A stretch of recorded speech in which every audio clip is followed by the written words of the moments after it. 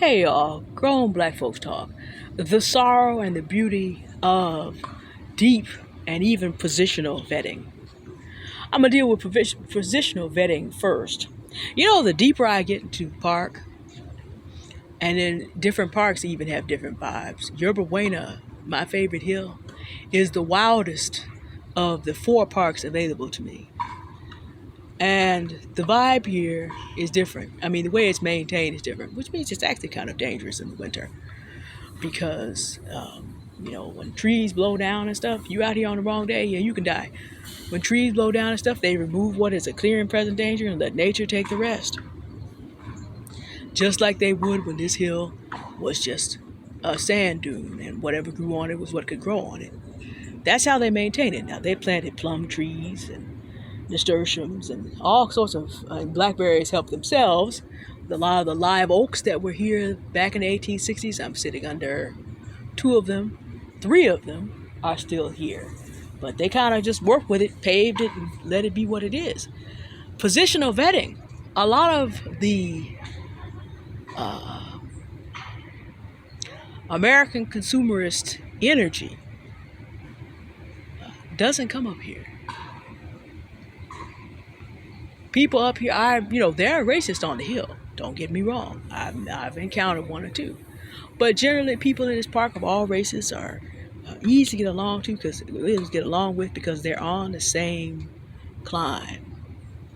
They came up here to be away from that vibe. So the people that come up here, plus it's a little bit of work. There are not that many people like me on this hill. It's too much work. To come up here regularly, it's too much work. It also says to these people who are a whole lot thinner than I am, that even though I am very, very large compared to some of them, because, it's easy to stay skinny on a hill like this. And one of the reasons y'all see me, my face getting longer, my nose getting bigger relative to my face, is because I put the time in to be here. If you walk up on the regular, you walk around on the regular, yeah, you're going to lose some weight. I like being deep into Golden Gate Park for the same reason, away from the touristy areas. That's another thing. Positional vetting. So I eliminate the people who want to be in the hustle and bustle. I eliminate people that don't want to do a little bit extra to get away from the noise. I eliminate all those people from my afternoons by getting here or getting deep into the park. I take either one of these places if I'm not really feeling like walking up, which it is a considerable climb. I can always take the bus part way and walk the rest of the way so I don't have to stress it myself out. I can get to the parts of Golden Gate Park I want to go to that way as well and just get lost on the trails, deep in there. And just avoid the tourist spots. Find some place that has more trees than not. I have a little essay to do for my writing platform next week. One of the greatest quotes from Beethoven that very few people know. Oh God, I am happy in thy woods. Every tree says thy name. Holy, holy. I remember having read that when I was about 13. I'm like, that's my type of man. Of course, I realized Beethoven didn't believe quite the same thing that I do, but he had picked up on something of importance. Getting away from a very busy city, which was Vienna, a big renter town like this one, very expensive. The nobility lived there, just like the Silicon Valley crowd has come to play here for 30 years. Like the Gold Rush crowd came here to play for a couple of 50 years, in the 1800s. And like the banks settled themselves here in the 19s and went on down to 1970. San Francisco's been what it is ever since, not too long after Vienna became what it was. Long time. But for those who are not interested, off to my, or maybe you can see it, we'll see. Off to my left, let's see if you can, well, no, because you're not going to, hold on, I can do this way. There's the tennis courts. Way, way off there, above my head, more or less. I'm not sure whether I'm seeing the reflect. No, wait. San Francisco skyline is back there somewhere. The problem is the reflections are so high, I'm not sure y'all saw any of that. But just know, it is back there. You'll notice that is not a feature of what we do here. Somewhere back there. In fact, maybe you can see a little bit of it over my shoulder, but it's pretty much whited out by the sunshine. Way back there is San Francisco skyline. I don't have anything against it. But I was, when I was a professional journalist and making more money than I am right now, I used to spend a lot of time with people who really valued that sort of thing. And I remember sitting up at the top of the Cheesecake Family and looking at that skyline and realizing, why should I invest in this when all of it's coming down? I don't mean in the big one. It means that this world system is passing away. But there will be a new earth in addition to a new heaven. And when God made his creation, he said all of it was good. So I don't need to be obsessed about this skyline. I don't need to be involved in what the world thinks of as a good time in the middle of the concrete jungle. I still am with Beethoven on this one. I want to go to the park. Positional vetting. I choose to not spend my discretionary time around people who need this world system to validate them. Positional vetting. I have a lot better interactions with all races and ages of people because of that. People who come up here are just, they may do their work like I do down in the valley, but they value this. And for me, that's positional vetting.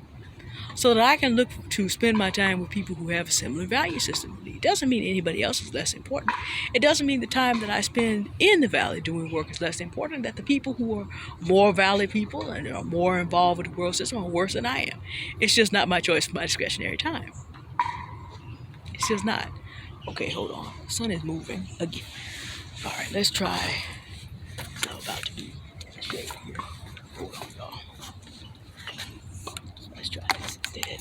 Yeah, we're going to get better sunlight here for a while. All right, there we go. Sit up here instead. Switch hands. And there we are. That's positional vetting.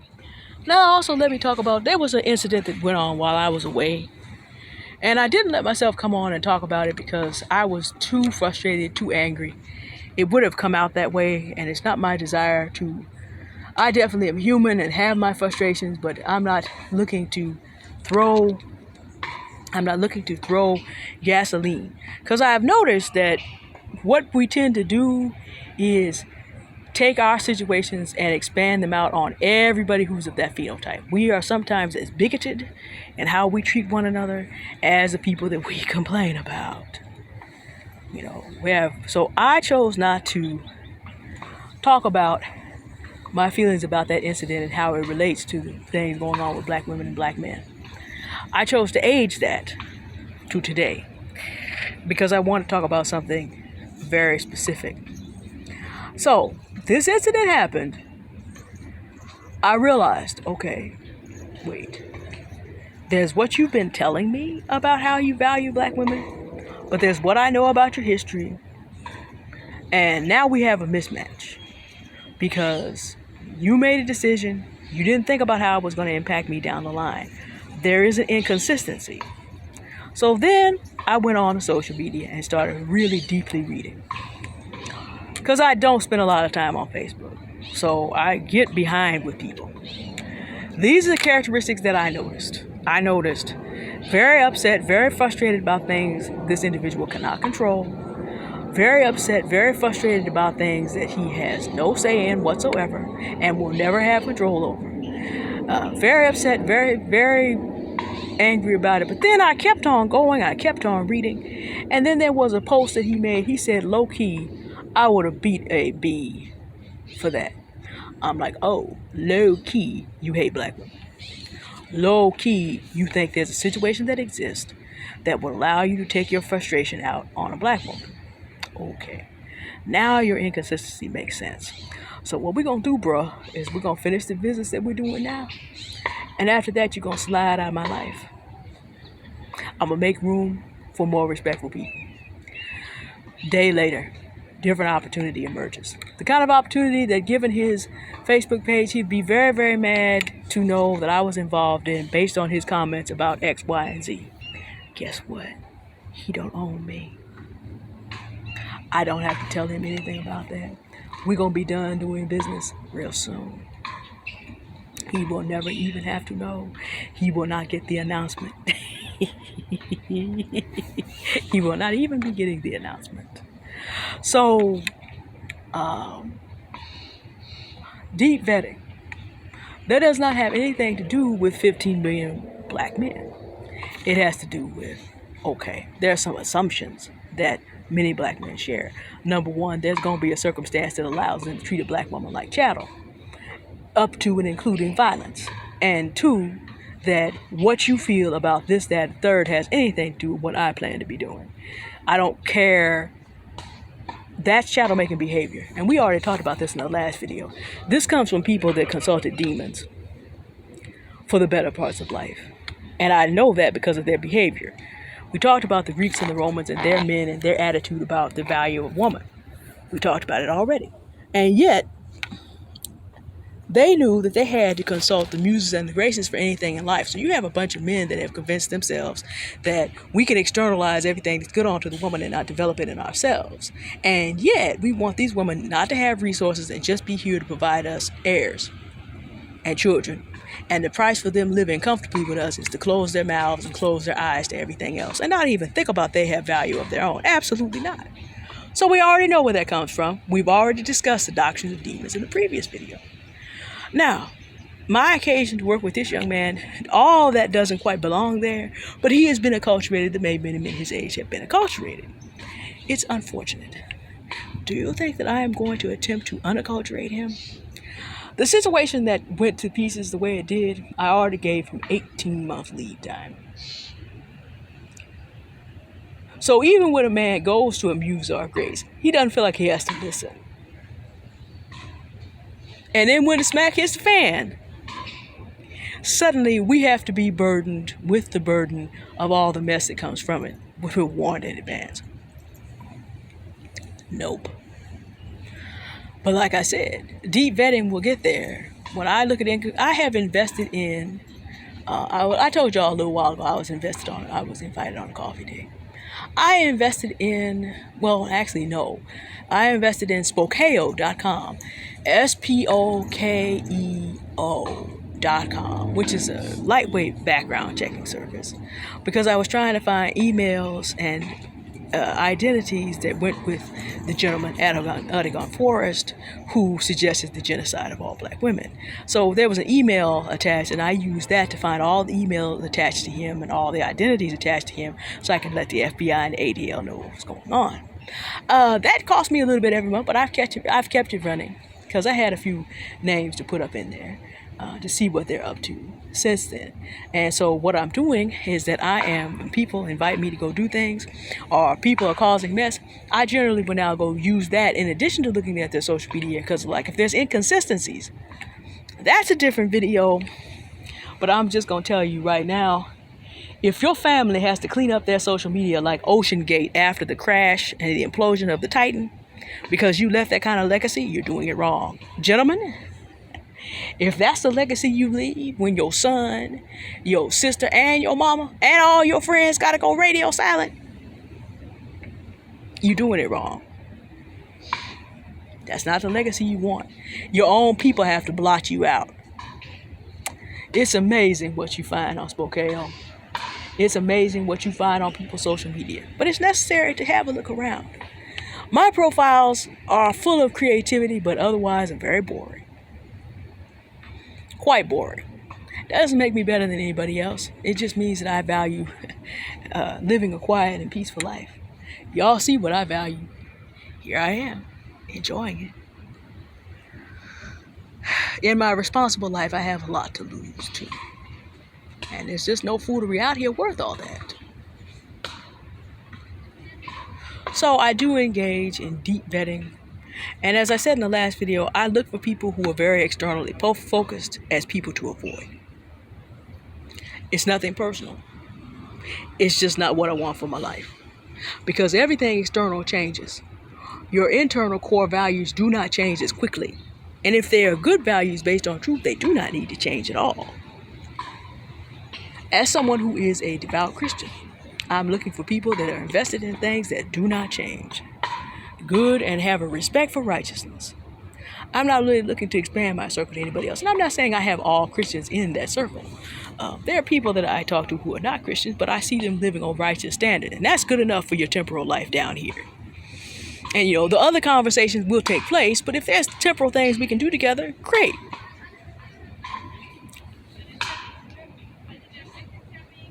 But people who are always focused on the problems, people who are always focused on the external, people who need something externally to happen to make a decision to do the right thing, and it's as easy as reading social media. It really is. You can read down through people's social media and find out if they're ever going to be able to get something done for themselves. You can see them literally dancing around like a whirling dervish, one issue after another after another. As an African American, it's really bad because our algorithms feed us stuff that is meant to keep us upset and reactive instead of us stepping back and being proactive. It's designed to do that. So unless you willingly detox, you will spin in circles forever and a day. And again, this doesn't make anybody involved with that worse people. It just means they're in a different stage of the development. That's not a match.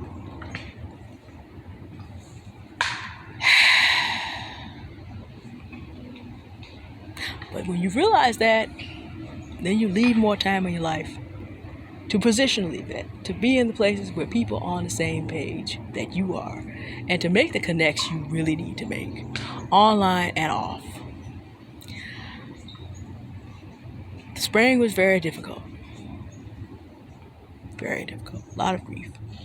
And as I know there's grief in my life to come as I begin to lose more and more of these elders, including my parents, whom I value greatly. And if I was going to allow myself to be afraid, I would be. Knowing within 15 years, a lot of the people I value will have gone on to be with the Lord or gone on to wherever they had prepared for their soul to be, because not all of them are Christian people. But that's their decision. But they will not be here, which is the point here. I will not have that circle. But I know that I can positionally vet. I know the people I'm going to need in the future are in front of me. And having met the caliber of men that I'm meeting here on the Hill, I also know something about the neighborhood demographics too. I won't have to compromise anything. I'll have to adjust. I have to grieve. I have to take the time I need to. I have to learn the lessons of grief and restart my life. Especially imagining the loss of my parents. But I'm enjoying them and they're enjoying me right now. And we're just taking it day by day and not worrying so much about the future. It's coming, but not needing to go backwards to a greater time, because what we need is out here. And I'm looking to be with people that have the same mindset. I mean, y'all probably figured out that probably people of the MAGA mindset who are looking backwards for a future are not really ideal companions for me. And of course, you probably also know that build back better doesn't work for me either. No, I'm looking forward. And I am positionally vetting and deep vetting to make sure that there isn't anything back there that is going to have to be the focus of my future in order for me to be in your company. Nope. Not doing it.